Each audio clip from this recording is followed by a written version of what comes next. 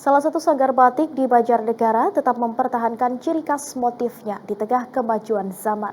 Selain itu, sanggar ini juga tetap produksi walaupun dihantam pandemi COVID-19.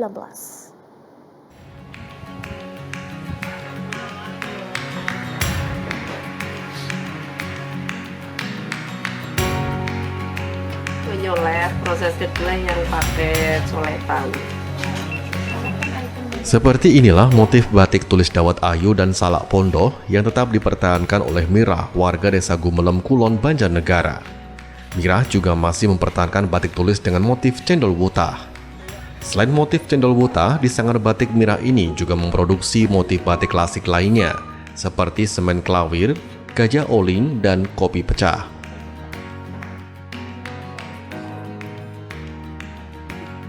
Berbagai motif batik ini diproduksi dengan menggunakan alat-alat yang masih tradisional, antara lain canting, wajan, dan kompor kecil. Sebagai generasi keempat, Mirah mempertahankan usaha batik klasik. Meskipun usahanya mengalami pasang surut akibat pandemi COVID-19 dan kemajuan zaman, ia tetap bertahan demi melestarikan batik sebagai warisan nenek moyang.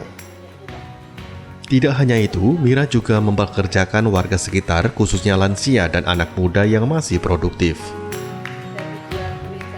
Keistimewaan saya batiknya itu remekan, cendol wutah, coletan, motif-motifnya itu prosesnya itu sampai 3 kali proses. Mudah-mudahan sih kedepannya lancar, terus tetap lestari, banyak yang berminat di batik itu. Generasi muda sendiri Bu, mungkin ya sekarang sih lagi mulai. Itu sekarang kan saya arahkan batik-batik itu yang nggak bosen, batik slayer sudah lagi mulai.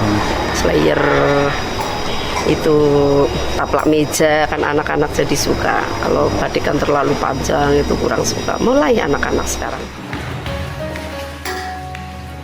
Sebagai generasi keempat penerus usaha, Mirah kini berusaha menawarkan sesuatu yang berbeda kepada pelanggan. Warna pada batik Mirah beragam dan gelap. Batik tulis Mirah diproduksi dengan proses yang berlapis. Mulai tahap pewarnaan, pencantingan batik dengan malam hingga penguncian warna menggunakan water glass atau natrium silikat agar tidak luntur. Proses ini kemudian dilanjutkan dengan perbusan agar sisa-sisa malam yang telah dicanting pada kain meluruh. Saat ini batik Mirah lebih banyak memenuhi pasar lokal, terutama Banjarnegara dan luar daerah. Karena masih dengan cara tradisional, Mirah hanya mampu memproduksi 5 hingga 10 batik sebagai bahan pakaian dalam waktu 1 minggu. Motif batik yang beragam ini dijual mulai harga Rp150.000 hingga Rp200.000, tergantung tingkat kesulitannya. Ia berharap para pembatik dapat tetap eksis di tengah gempuran era modernisasi dan semakin banyak pemuda yang mau melestarikan batik tulis sebagai warisan nenek moyang. Dari Banjarnegara, Jawa Tengah, Fitrian Nurbudianto, Metro TV.